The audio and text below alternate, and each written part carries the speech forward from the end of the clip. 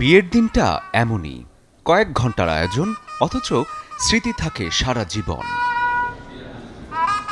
কিন্তু সেই স্মৃতিগুলো ধরে রাখার মানুষটি কে?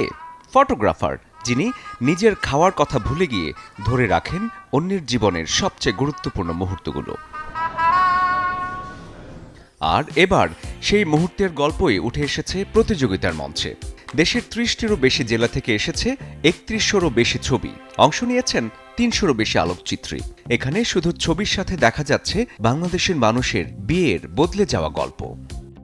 আমাদের আসলে একটা ন্যাশনাল এক্সিবিশনের আয়োজন, যেটাতে ঢাকার বাইরের স্পেসিফিক্যালি যেই উদীয়মান ফটোগ্রাফার এবং রাজধানী কেন্দ্রিক যারা না, যাদের কাজ অডিয়েন্সরা যাদের কাজ সাধারণত দেখে না, তাদেরকে আসলে সারা দেশে তাদের কাজগুলোকে ছড়িয়ে দেওয়া।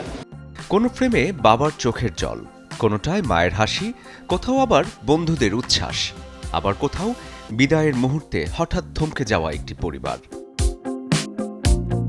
আর এই জায়গাতেই ওয়েডিং ফটোগ্রাফি শুধু ছবি তোলা নয়, হয়ে ওঠে গল্প বলা। ওইভাবে বিয়ের ছবি প্রদর্শনীটা আমরা দেখতে পাই না, সো সেই অনুযায়ী অনেক সুন্দর হয়েছে।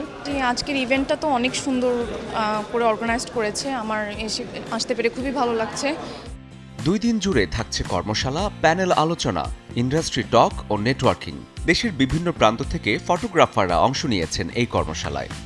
অনেক ভালো লাগলো, চট্টগ্রাম থেকে এসে এমন একটা অনুষ্ঠান আয়োজন করছে WPAB, তো তাদেরকে অনেক কৃতজ্ঞতা। তারা এক্সিবিশন প্লাস সাথে ওয়ার্কশপও আয়োজন করেছে।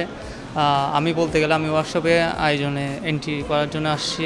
আজকের আয়োজনটা খুবই ভালো লাগছে। এখানে এসে বাংলাদেশের বিভিন্ন প্রান্ত থেকে ফটোগ্রাফাররা এসেছে এবং অসংখ্য সুন্দর সুন্দর ছবি দেখতে পাচ্ছি। এর মধ্যে আমারও একটা ছবি নির্বাচন হয়েছে এবং মানুষ দেখতেছে, ছবিগুলো উপভোগ করতেছে, এটা দেখে আমার খুবই ভালো লাগছে। আমার ছবি সিলেক্ট হয়েছে, এটাতে আমার আনন্দটা আরও বেশি বেড়ে গিয়েছে। বাট তবে আমি মনে করি আমার যদি এখানে কোনো ছবি সিলেক্ট নাও হতো বা আমি যদি ছবি নাও দিতাম, তারপরে আমি এই আয়োজনে আসতাম, কারণ এই ধরনের আয়োজন আসলে আমাদের ফটোগ্রাফি কমিউনিটিকে একে অন্যের সাথে আরও সম্পর্কটাকে আরও স্ট্রং করে। 17 ও 18 আগস্ট বাংলাদেশ শিল্পকলা একাডেমিতে চলছে ফর এভার স্টোরি। একটি ভালো ছবি ধরে রাখে সময়, ধরে রাখে মুহূর্ত। শরীফুল হক, চ্যানেল 24, ঢাকা।